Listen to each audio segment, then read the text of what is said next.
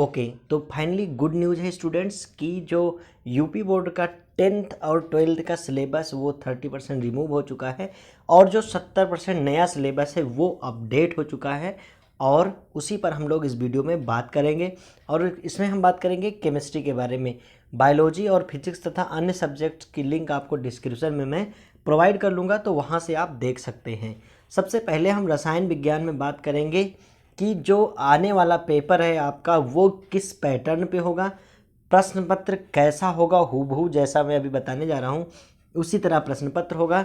साथ साथ में कौन कौन से लेसन और कौन कौन से टॉपिक आप पढ़ेंगे और कौन कौन से लेसन और टॉपिक रिमूव हुए हैं, तो पूरी बातें करेंगे वीडियो में। वीडियो को बिना स्किप किए देखिएगा, क्योंकि अगर ये वीडियो आपने पूरी देखी तो आपकी स्ट्रेटजी आगे की बन जाएगी, जिससे एक प्लानिंग के थ्रू आप जो 70 मार्क्स का है यानी 70 में से 70 नंबर आप थ्योरी पोर्शन से ला सकते हैं। बिल्कुल भी चांसेज है, क्योंकि पहले जो सिलेबस था वो 100% था और 100% में लोग 70% लाते थे।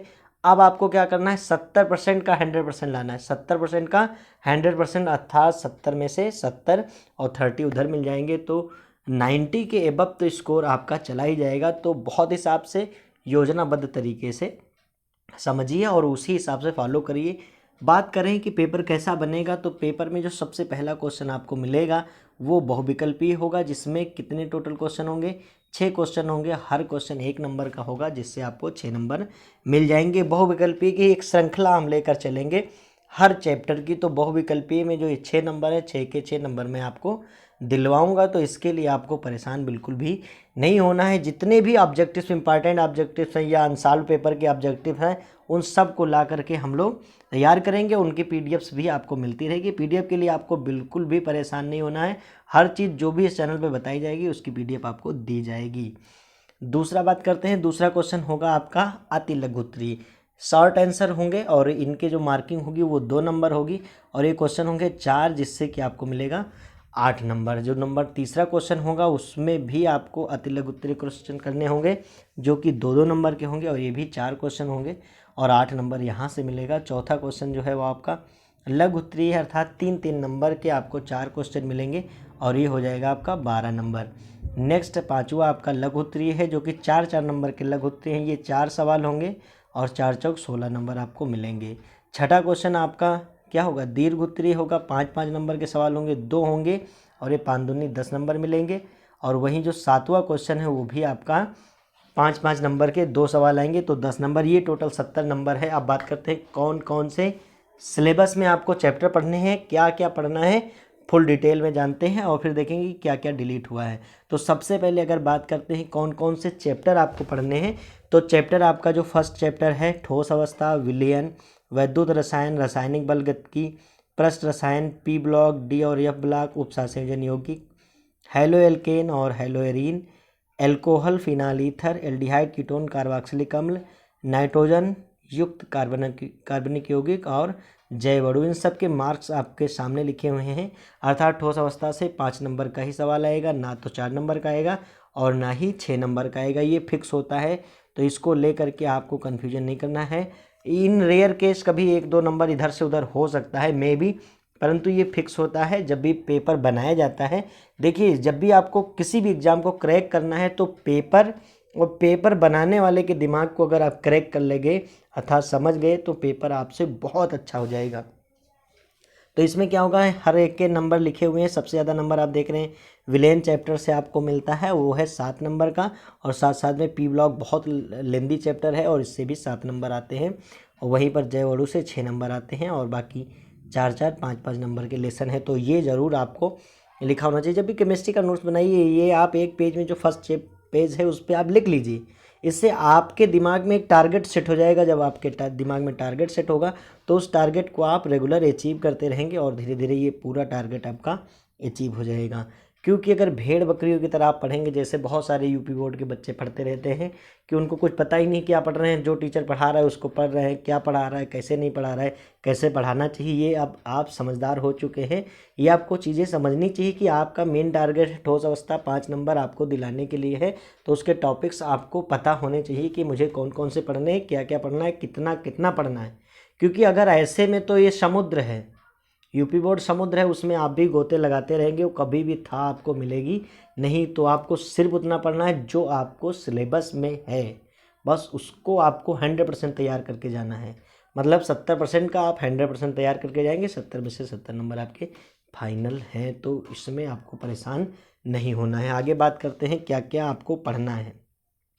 तो जो ठोस अवस्था है उसमें आपको पढ़ना है विभिन्न बंधन बलों के आधार पर ठोसों का वर्गीकरण, आणविक आयनिक सहसंयोजक, धात्विक, क्रिस्टलीय, अक्रिस्टलीय, इन सब की संरचना, संकुलन क्षमता, एक कोष्ठिका की घनत्व का परिकलन, ठोसों की संकुलन रिक्तियाँ, घनीय एक कोष्ठिका, प्रति एक कोष्ठिका, परमाणुओं की संख्या, बिंदु दोष, ये इतना आपको पढ़ना है।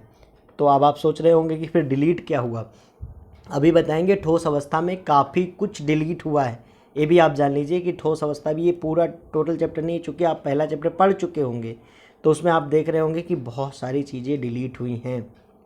ओके, तो नेक्स्ट है आपका सेकेंड चैप्टर, बहुत इंपॉर्टेंट, इसमें से भी काफ़ी पार्ट डिलीट किया गया है। सेकेंड चैप्टर में आपको पढ़ना है विलयन के प्रकार, ठोसों के द्रव में बनने विलयन की सांद्रता व्यक्त करना, गैसों की द्रव में विलयता, ठोस विलयन, अणुसंख्य गुणधर्म, आपेक्षिक अवनमन, राउल्ट का नियम है, क्वथनांक उन्नयन, हिमांक अवनमन, परासरण दाब, अणुसंख्य गुणधर्म द्वारा आणविक द्रव्यमान ज्ञात करना। तो ये है आपका सेकेंड चैप्टर, और इसमें कितने मार्क्स आपको मिलेंगे, 7 मार्क्स मिलेंगे। आई थिंक इसमें 2 न्यूमेरिकल्स ज़रूर दिए जाते हैं, और 2 न्यूमेरिकल हो जाता है या एक थ्योरेटिकल पार्ट हो जाता है। तो न्यूमेरिकल की दृष्टि से ये चैप्टर बहुत इंपॉर्टेंट है, और थ्योरेटिकल दृष्टि से भी ये चैप्टर बहुत ज़्यादा इंपॉर्टेंट है। इसे आप बहुत अच्छे से पढ़ेंगे, इसी चैनल पे पढ़ेंगे और वीडियोज़ आपको मिलेंगी। नेक्स्ट है आपका तीसरा चैप्टर, पहले बहुत ज़्यादा कठिन था लेकिन अब तीसरा चैप्टर ज़्यादा कठिन नहीं रह जाएगा। तीसरा चैप्टर है आपका वैद्युत रसायन, जिसमें ऑक्सीकरण, अपचयन क्रियाएँ, वैद्युत अपकरणीय विलयनों का चालकत्व है, विशिष्ट एवं मोलर चालकता है, इन सबको आप पढ़ेंगे। लिंक मैं डिस्क्रिप्शन में दे दूंगा, जहां से PDF आप ज़रूर डाउनलोड कर लीजिएगा। इस वीडियो को देखने के बाद, वीडियो को स्किप किए बिना पूरा देखिएगा, इसके बाद डाउनलोड करके रख लीजिएगा। जब भी आवश्यकता हो, जो भी टीचर पढ़ रहा है या जब भी आप पढ़ने बैठें, तो आप सिलेबस से मैच कर लें कि जो मैं पढ़ रहा हूँ वो सिलेबस में है या नहीं है। ओके, आगे बात करें तो फोर्थ चैप्टर आपका है रासायनिक बलगत की, और 5वां चैप्टर आपका है पृष्ठ रसायन। बहुत अच्छा चैप्टर है, इससे भी बहुत ज़्यादा क्वेश्चन आपको देखने को मिलेंगे। नेक्स्ट है आपका पी ब्लॉक। पी ब्लॉक में आपको वर्ग 15, 16, 17 और 18 पढ़ने हैं, जिसमें से वर्ग 15 में आपको क्या क्या पढ़ना है यहाँ लिखा हुआ है, वर्ग 16 में क्या क्या पढ़ना है ये सब लिखा हुआ है, और वर्ग 17 में इतनी चीज़ें आपको पढ़नी है। नेक्स्ट बात करें तो नेक्स्ट आपका लेसन है 8वां, डी ब्लॉक और एफ ब्लॉक में आपको लेंथेनाइट, एक्टेनाइट आदि में क्या क्या पढ़ना है ये डिटेल आपको लिखा हुआ। देखिए एक्टेनाइट का यहाँ कहीं नाम है नहीं है ना, तो यानी ये डिलीट किया गया है। अगला चैप्टर आपका है उप सहसंयोजन यौगिक, जिसमें आपको क्या क्या पढ़ना है वो डिटेल यहाँ पर दी गई है। VBT और CFT तो आपको ज़रूर पढ़ना है, क्योंकि ये एग्ज़ाम में भी आ जाता है। IUPAC पद्धति में नामकरण, ठीक है, कि जैसे जितने भी उपसंयोजक यौगिक हैं, लीजेंड्स कैसे होते हैं, तो इन सब के बारे में आप पढ़ेंगे। फिर है आपका जो सेकेंड पेपर आप जिसको बोलते हैं ऑर्गेनिक केमिस्ट्री, जिसमें सबसे पहला चैप्टर है हाइलोएल्केन और हाइलोएरिन। मतलब इसके पोर्शंस कटे हुए हैं, चैप्टर पूरा नहीं काटा गया है। जैसा कि बायोलॉजी में आपने देखा था पूरा चैप्टर रिमूव कर दिया जाता था, इसमें चैप्टर रिमूव नहीं किए गए हैं, टॉपिक रिमूव किए गए हैं। चैप्टर में से जो टॉपिक ज़्यादा लेंदी थे उनको रिमूव कर दिया गया है। आगे बात करें तो अल्कोहल, फिनाल और ईथर में ये टॉपिक आपको पढ़ने हैं, और साथ साथ में अगर एल्डिहाइड कीटोन में भी आपको इतने टॉपिक पढ़ने हैं। तो सिलेबस अब भी काफ़ी है, अगर आप सही से नहीं पढ़ेंगे तो ऐसा मत सोचिएगा कि बहुत ज़्यादा आसान हो गया है। आप अगर, मैंने कहा नहीं, अगर आप प्लानिंग के बेस पर पढ़ रहे हैं सिलेबस को लेकर के विधिवत, बिना किसी भी दिन टाइम वेस्ट किए अगर आप पढ़ेंगे तो नो डाउट आप एक्सीलेंट मार्क लेके आएंगे, अदरवाइज आप बहुत बड़ी प्रॉब्लम में फंसेंगे। ये बात आज ही आप अपनी कॉपी में लिख लीजिए। और आगे अगर बात करें तो ये हो गया आपका नेक्स्ट चैप्टर नाइट्रोजन युक्त यौगिक और जैवअणु। तो ये हो जाता है टोटल आपका चैप्टर। अभी हम बात करेंगे कि क्या क्या डिलीट किया गया है।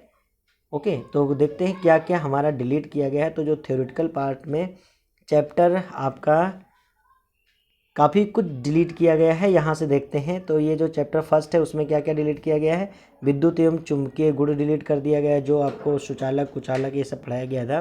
बैंड थ्योरी, चालक, अर्धचालक, कुचालक, एन टाइप और पी टाइप अर्धचालक, ये डिलीट कर दिया गया, ये आपको नहीं पढ़ना है।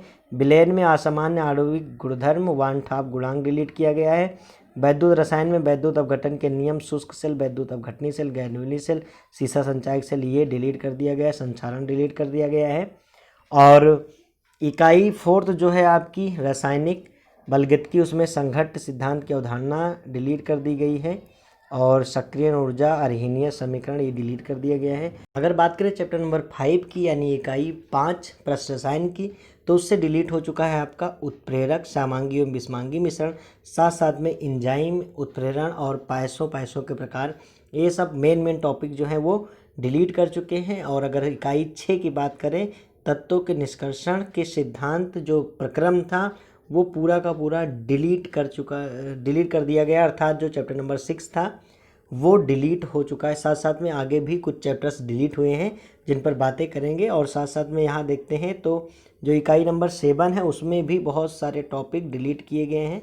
तो नो डाउट इनका PDF आप ज़रूर डाउनलोड करिएगा और हमेशा PDF ज़रूर साथ में रखिए। जब भी आप आगे कुछ भी टॉपिक पढ़ेंगे तो उसको सिलेबस से चेक ज़रूर करेंगे, क्योंकि अगर आप सिलेबस से चेक नहीं करेंगे तो हो सकता है वो पोर्शन डिलीटेड हो और आप उसको तैयार कर रहे हों, और हम नहीं चाहते कि आपका कुछ भी नुकसान हो। साथ साथ में जो इकाई नंबर 8 है डी और यब ब्लॉक, उसमें से K2CR2 वो 7 और KMnO4 का विरचन और गुणधर्म हटा दिया गया है। इससे बहुत सारी रिएक्शंस आती थी तो ये आपकी बचत लग गई, समझ लीजिए।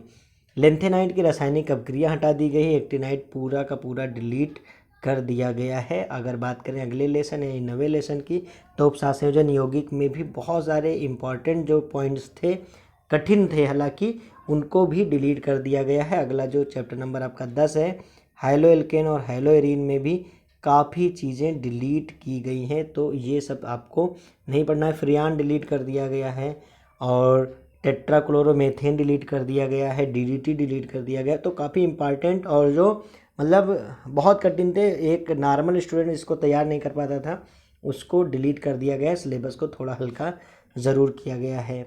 एल्कोहल और फिनाल में आपको मेथेनॉल और एथेनॉल के उपयोग को डिलीट किया गया है। नाइट्रोजन युक्त जो कार्बनिक यौगिक है उनमें से इन टॉपिक को डिलीट किया गया है। साथ साथ में जैव अणु में भी काफ़ी टॉपिक डिलीट किए गए हैं, ये है जैव अणु। और नेक्स्ट जो आपका बहुलक चैप्टर था वो टोटल पॉलीमर चैप्टर जो है वो डिलीट कर दिया गया है। काफ़ी बड़ा चैप्टर था तो ये भी बहुत तसल्ली की बात है। अगला बात करें अगर, तो आपका जो लेसन नंबर 16 था दैनिक जीवन में विज्ञान, वो भी अध्याय पूरा हटा दिया गया है।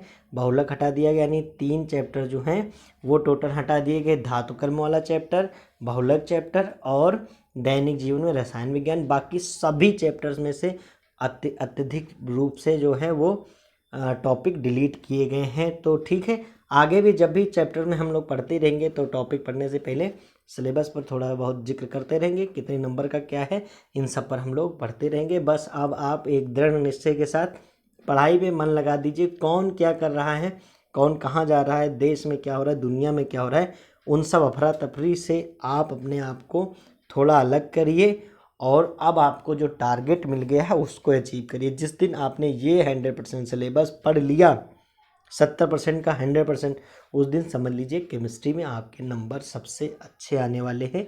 चलिए फिर आगे वीडियो में मिलते रहेंगे।